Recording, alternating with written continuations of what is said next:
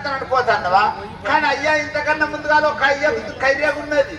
ఇది తెల్లగా ఉన్నది మరి కెనాల్ నీళ్ళకు వారిందా ఇది చెరువు నీళ్ళకు వారిందే అదే ఖైర్యం ఉన్నది నీళ్ళకే చేపలు పెడతావా అయ్యా పచ్చి చేపలైన మంచి అట్టి చేపలైన మంచి తెరుపులో ఉన్న ఉంటే పంట రాదు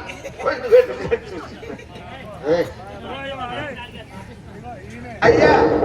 సరే నువ్వు ఇప్పుడు వెళ్ళిపోవచ్చున్నావా సిద్ధం రామ రామ రామ రామ రామ రామ రామ రామ